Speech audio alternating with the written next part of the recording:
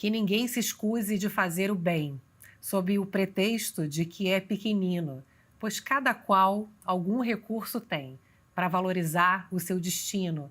A fraternidade é como hino, que juntos cantamos quando alguém nos recebe o bálsamo divino, que um gesto amigo e fraternal contém em face do progresso social. Trabalhar sempre pelo bem geral. É sagrado dever nosso. O meu lema de vida, assim descrevo. Se não posso fazer tudo o que devo, devo ao menos fazer tudo o que posso.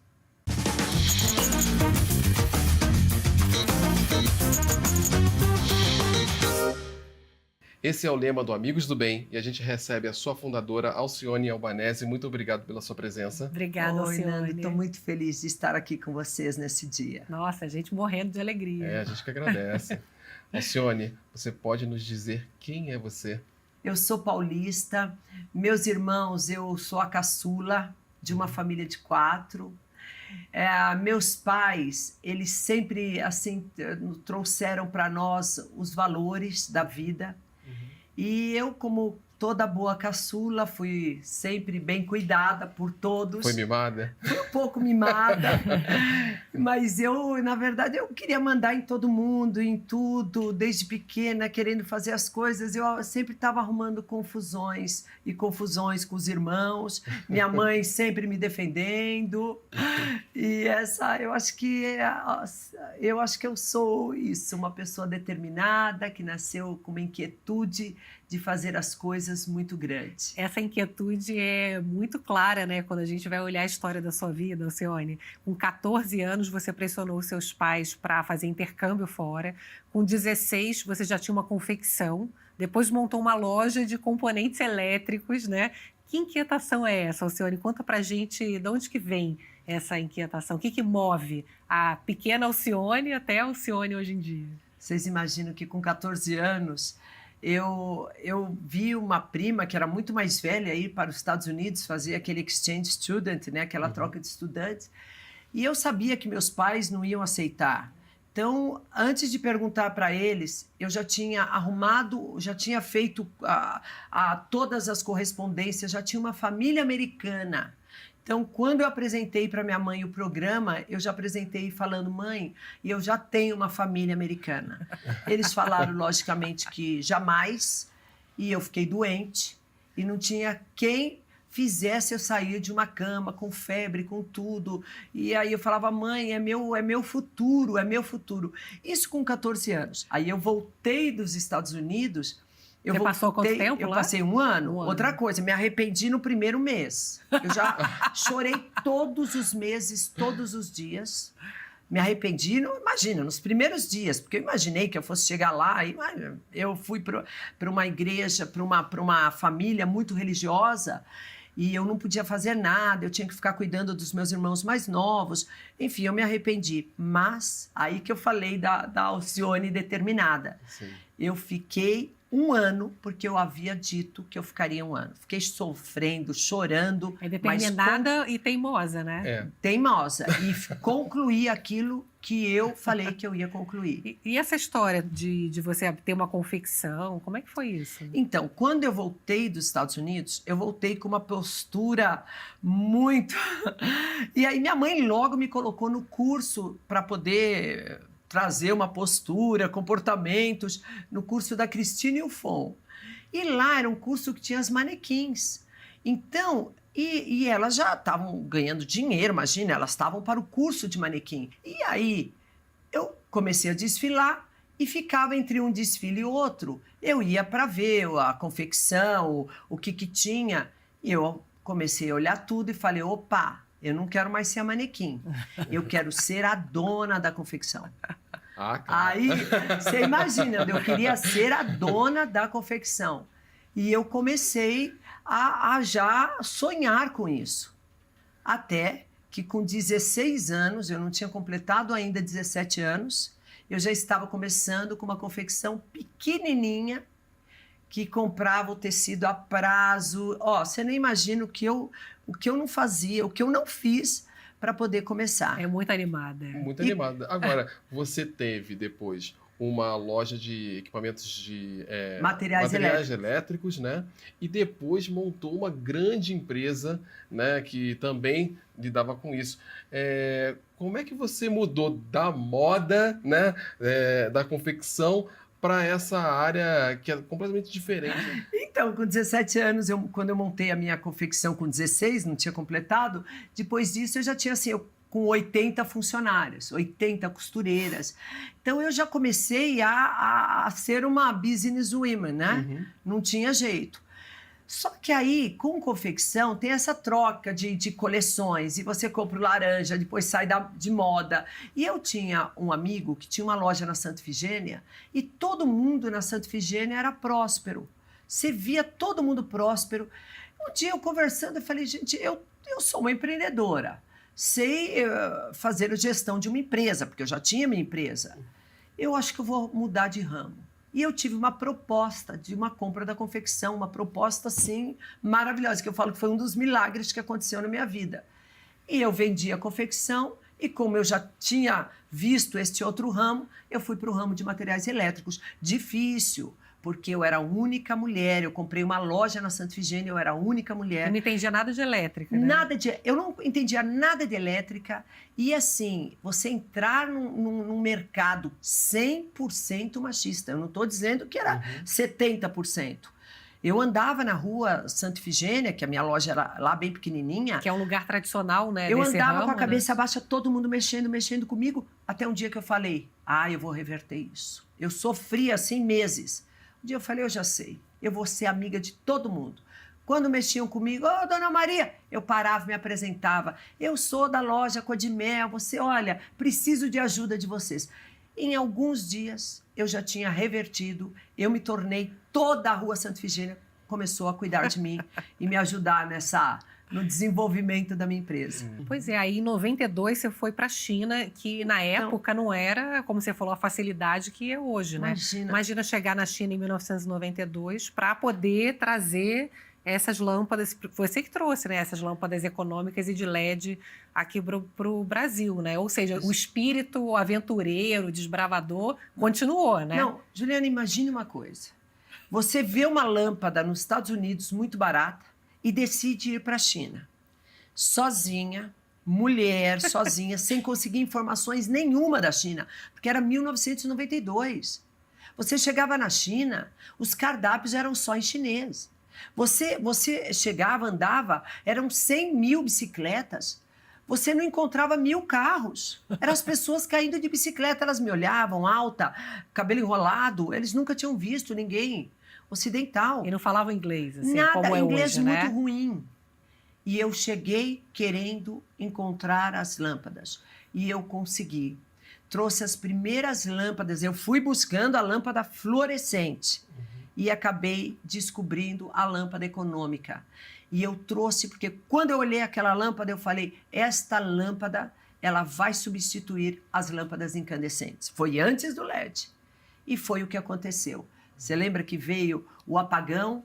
Isso. Nós éramos já a empresa líder destas lâmpadas e nosso crescimento foi absurdo.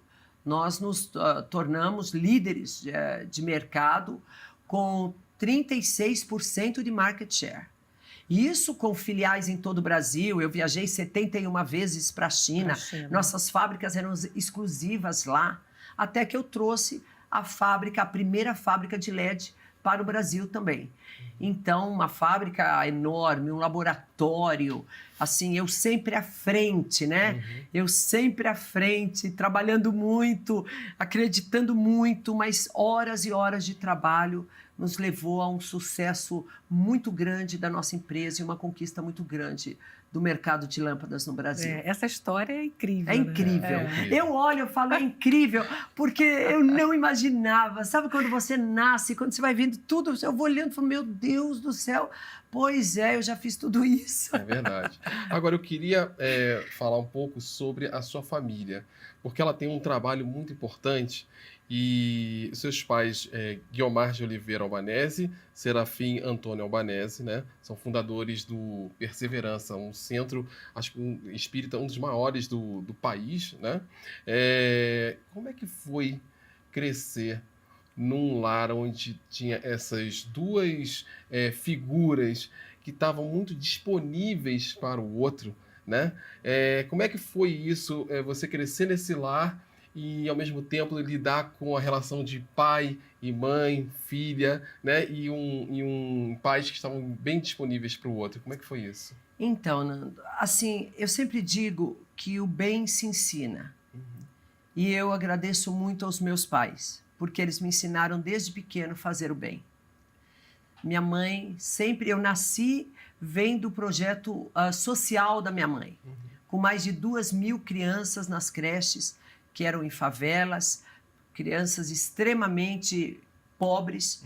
Então nós crescemos, eu e meus irmãos, tendo que olhar para o lado, não somente para a nossa vida e a nossa condição. Junto com isso, minha mãe sempre trouxe muita espiritualidade, porque mamãe foi evangélica durante muitos anos. Então, a Bíblia, ela fazia parte, o salmo, a Bíblia, a oração do nosso dia a dia. Isso tudo foi muito importante na formação dos nossos valores cristãos, os nossos valores de solidariedade social.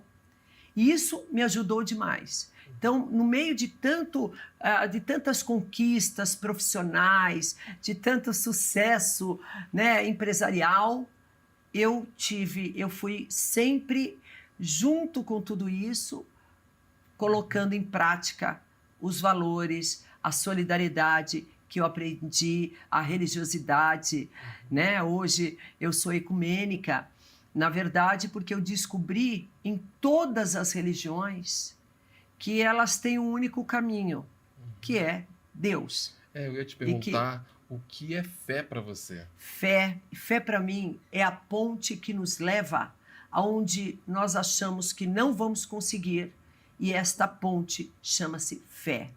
Ela nos leva, ela nos faz do impossível tornar possível e nos ajuda a ter esperança para a gente caminhar em direção disso. Quando a pessoa não tem fé, ela falta dentro dela uma arma muito grande, que é a da esperança, porque a fé, ela vem junto com a esperança. Então, fé para mim é um ingrediente fundamental para que a gente tenha sempre a certeza que nós vamos vencer.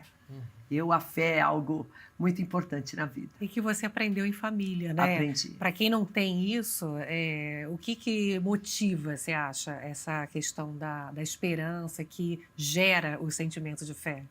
Porque, na verdade, Juliana, eu falo nós seres humanos, por mais que nós sempre tenhamos muitas pessoas ao nosso lado, nós somos sós. Cada ser humano, ele é sozinho perante as suas inseguranças, as suas angústias, os seus momentos. Todos nós estamos vivos. Então, na vida, nós temos muitos momentos e alguns não felizes. Isso é o ser humano, somos todos nós. Então, nestes momentos, realmente a fé é a voz que fala com você. É a voz que te entende e que fala, você vai conseguir, isso vai passar. Então, para mim, a fé, ela é a palavra de Deus dentro do meu coração, me motivando, me compreendendo e me estimulando a eu continuar. E a sua missão é tão clara para você que, como você está dizendo, não é fácil, né? Não é porque você sabe qual é a sua missão, o seu papel, que seja fácil. Pelo contrário, você tem 4 filhos, tem 6 netinhos agora, né? E queria, lógico, dar mais atenção para os netinhos agora, principalmente, uma agenda muito agitada. E aí eu queria te perguntar justamente como é difícil, numa agenda que é muito cheia, você dar conta da sua família, dos seus netos, né?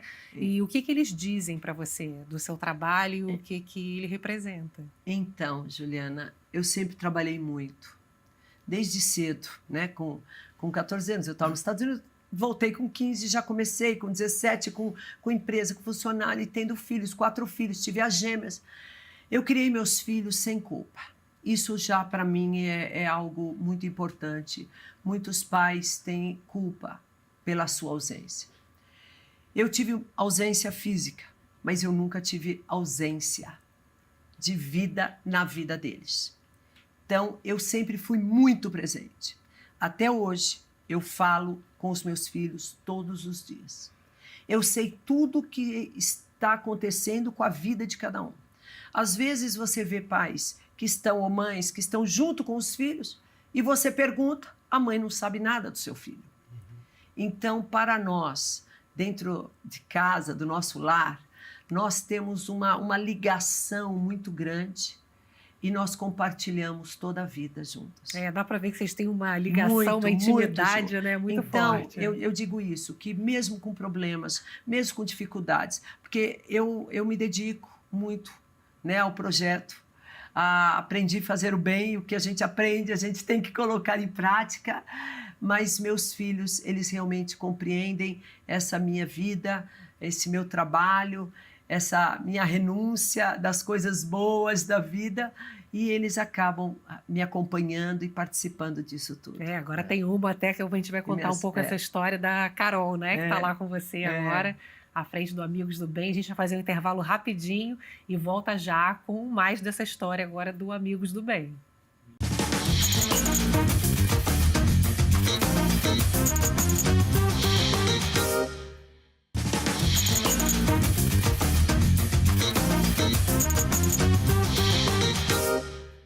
A gente está de volta com a entrevista com a querida Alcione Albanese. A gente estava começando a contar um pouco aí a história do Amigos do Bem, que a Carol, sua filha, agora entrou agora de cabeça, né, para te ajudar. Mas antes da gente chegar no momento atual, 1993 foi o ano em que você reuniu um grupo de amigos e decidiu ir visitar o sertão. Por quê? Porque, Juliana, as creches, né, da minha mãe, que eu a vida toda acompanhei muito de perto, as mães das crianças das creches falavam assim, miséria no sertão. Então, no Natal de 93, eu reuni 20 amigos, era época de Natal, a gente estava querendo fazer algo diferente, e nós fomos para o sertão. E quando nós chegamos lá, a gente nem imaginava que aquilo fazia parte do nosso país. Ver crianças sem roupas, adultos com roupas rasgadas, fogões de lenha todos apagados, sem feijão, sem comida, sem absolutamente nada. As pessoas assustadas, nunca tinham visto ninguém. Elas corriam no mato seco, as crianças, como se tivesse o fim do mundo acontecendo. Eu lembro que nós chegamos com o Papai Noel e nós tivemos que, na hora, tirar a roupa do Papai Noel, porque eles nem sabiam o que era Papai Noel. Sem energia elétrica, sem televisão, sem contato com o mundo. Isso foi aonde? Nós começamos em Pernambuco. Aí depois nós fomos para o Ceará, para Alagoas. Mas essa viagem foi Pernambuco, essa viagem né? foi Pernambuco. Nós chegamos em Recife, pegamos os caminhões e fomos indo até que acabava o verde e começava o sertão. Nós nem tínhamos experiência, nem sabíamos o que a gente ia encontrar. Chegaram com doações, chegamos, né? com as com doações, amor, né? com amor, com o ingrediente do amor, que é a base de tudo. Base de tudo. Agora, Alcione, o que você pode dizer que mudou naquele momento dentro de você?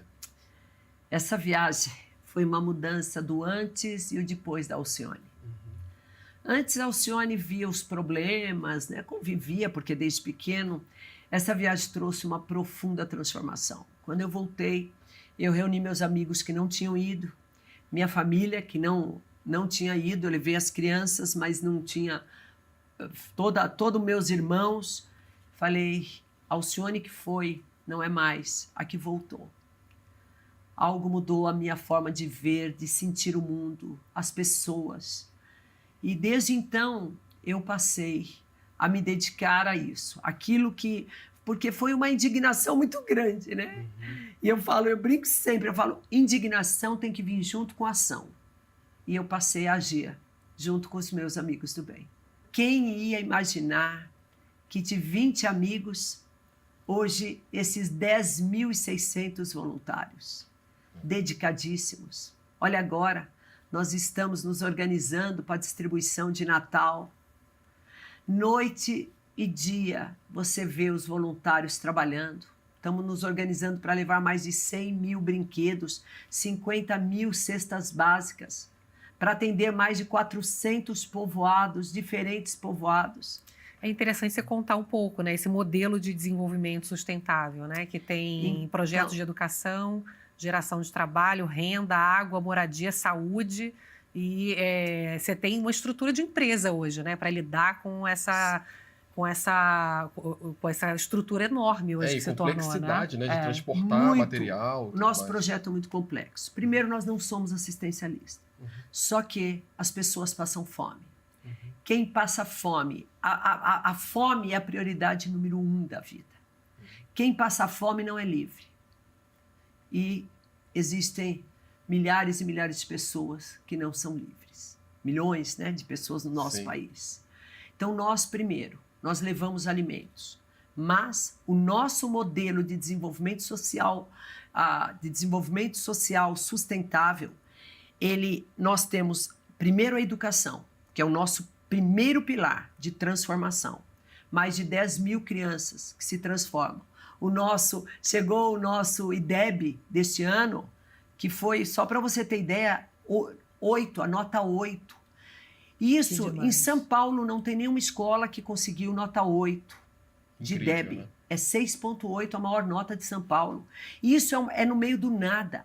Tem crianças que nós vamos buscar até 30 quilômetros de distância e que tem um pedaço que não passa o carro, que eles têm que ir com a carrocinha para chegar. Estas crianças sem internet, de casa em casa na pandemia, nós trabalhamos com essas crianças. Então, o primeiro pilar é educação. Segundo pilar, geração de renda. Como é que faz para o trabalho, como é que você se transforma uma vida, levar dignidade, trabalho é dignidade, não é o que eles ganham. Eles não querem ganhar o alimento, eles querem conquistar, trabalhar. Então, nós hoje temos 15 unidades produtivas, desde castanha, artesanato, confecção. Então, nós atuamos nos 4 pilares, que é a infraestrutura, atendimentos médicos, área de saúde, a educação, geração de renda, e as pessoas que vivem com essa grande necessidade de alimentos porque passam fome. Então, é difícil, Nando, é longe de casa. Você imagine que todos os meses a gente percorre milhares de quilômetros para chegar até lá. Todos os tipos de problema e dificuldades nós enfrentamos todos os meses. Você falou de voluntários. Eu queria saber o que se passa dentro do coração de um voluntário. Muita vontade de ajudar. Muito amor. Você dedicar as suas horas para o bem, para aquele que não é sua família, mas está dentro do seu coração, é muito amor. É uma renúncia muito grande. Eu falo que o bem tem um grande concorrente, que são as coisas boas da vida, né?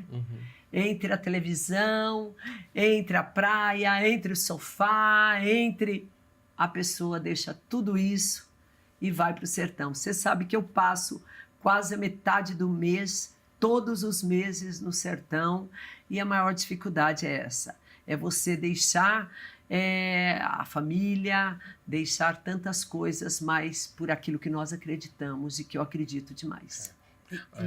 E como é que as empresas e as pessoas podem ajudar o senhor?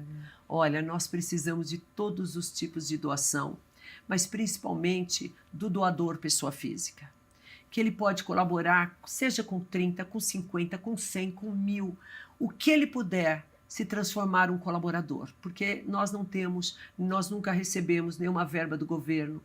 Nós ficamos o tempo todo com muita dificuldade de orçamento, então quanto mais nós conseguirmos de doações, mais transformação nós podemos levar para as pessoas que vivem em extrema miséria no sertão. Em dinheiro ou trabalho, né? Dinheiro, trabalho, ser voluntário, entrar no nosso site, que lá tem tudo, nos seguir nas redes sociais, que aí vai conhecer um pouco dessa nossa história.